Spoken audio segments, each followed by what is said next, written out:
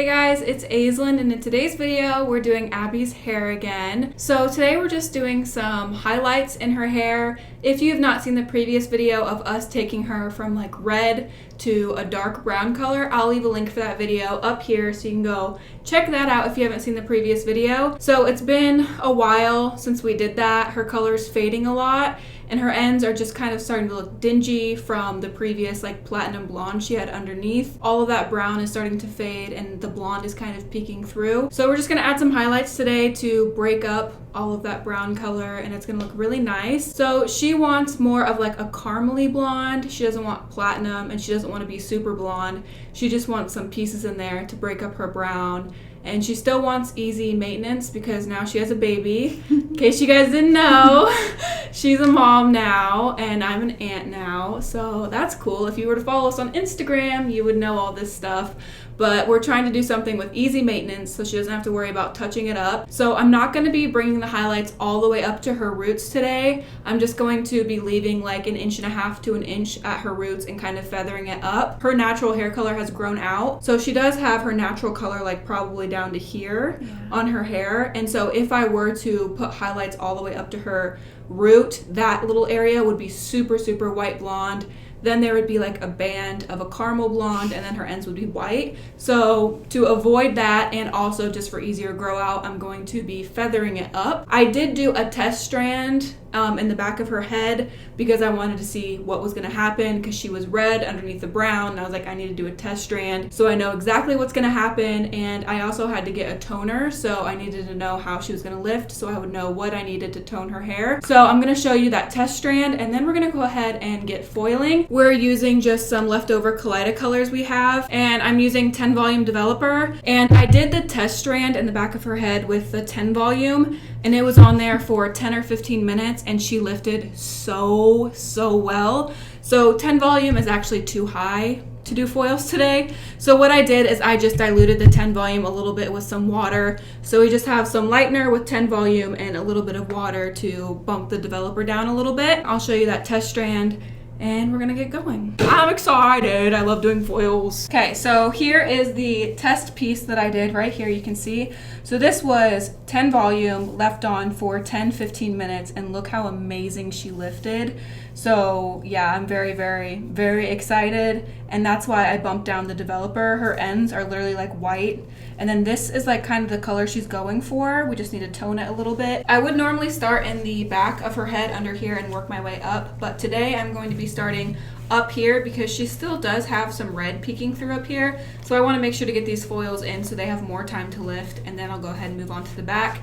Since I did the test strand back here, I know she's going to lift great in the back. I'm going to go ahead and start in the front.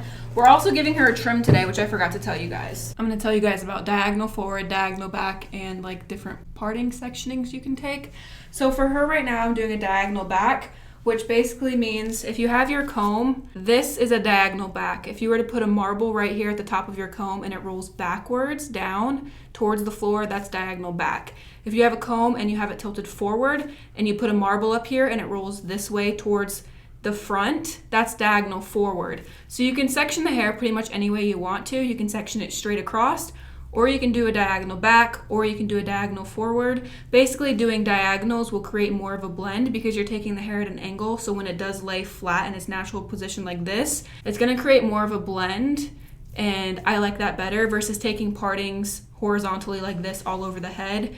Where you highlight is exactly where it's going to fall. So I like going at a little bit of a diagonal, so that way it blends a little bit better. So yeah, I've been meaning to tell you guys about that, but I just keep forgetting. And I'm taking larger sectionings than I would if I was doing an all over highlight because she doesn't want to be super blonde. So you can see I'm taking like 3/4 of an inch sectionings, and then I'm gonna weave like very heavy.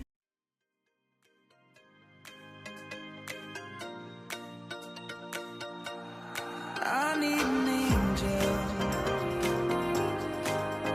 to save me from myself, holding my savior, keep my heart upon the shelf.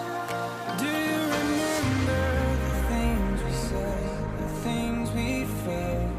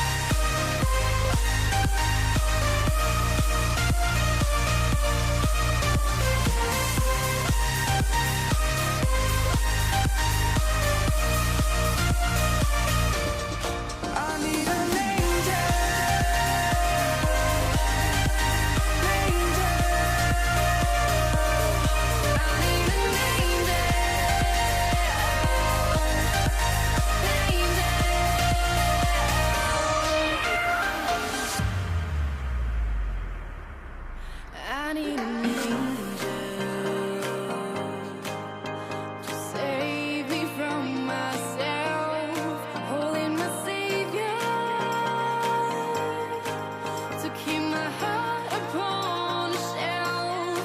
Do you remember the things we said, the things we felt? Falling forever for every passing moment left. I need an angel.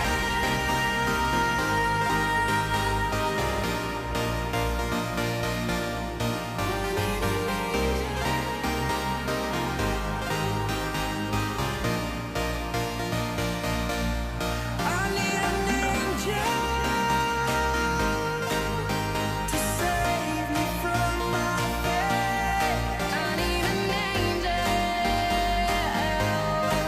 to light the sky along the way. I need an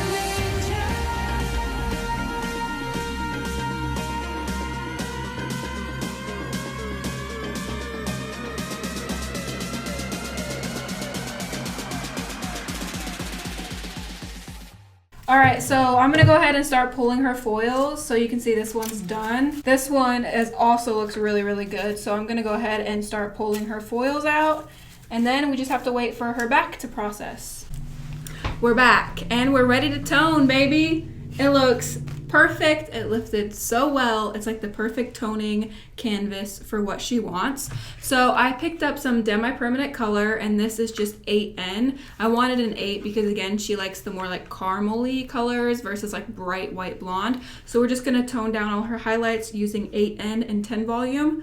I'm gonna start by applying it on her roots, probably down to about here. And then once I get that applied and let it sit for a little bit, I'll run it through her ends, because obviously her ends are way more porous than up here. Her ends have more damage on them, they're lighter. So I'm gonna wait to bring the toner down on her ends last, because it's gonna suck up that color super quickly. So I'm gonna go ahead, mix this up, and start applying.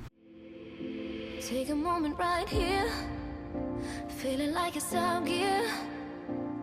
Driving towards the sun with a rose and a gun. Feel the wind in my hair, going nowhere, I swear.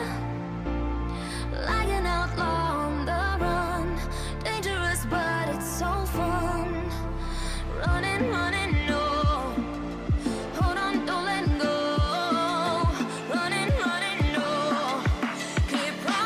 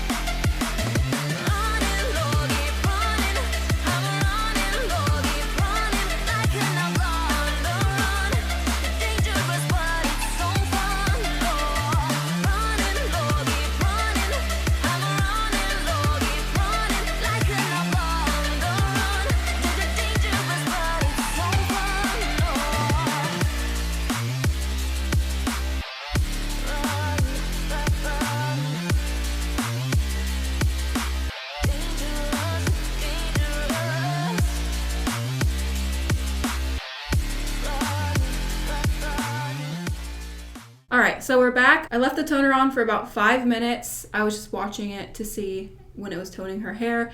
Then I rinsed it out when I saw like the desired tone that I wanted out of it. So we left it on about 5 minutes, and then I gave her a trim. We took about 2 inches off, and her hair looks amazing. It looks shiny and healthy, and it's super, super soft. So I'm gonna spin her around and show you what it looks like from the back. Overall, it looks great, and I love it. So let me spin around and show you what it looks like.